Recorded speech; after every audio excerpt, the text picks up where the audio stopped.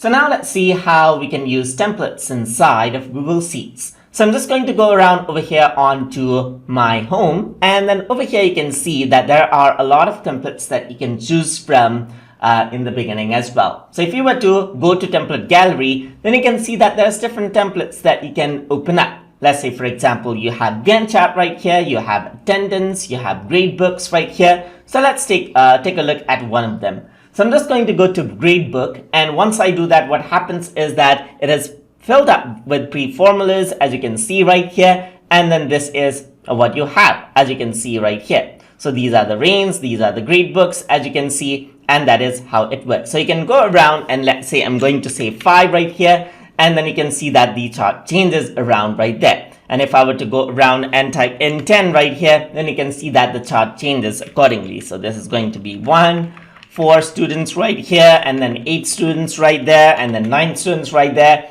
And you can see the grade distribution as well.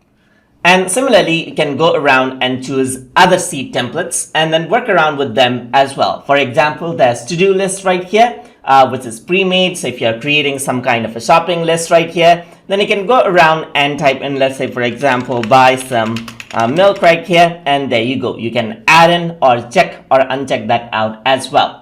And that is how you can use templates inside of Google Sheets. So I hope you guys learned something as always. And as always, please like, comment, share, and subscribe.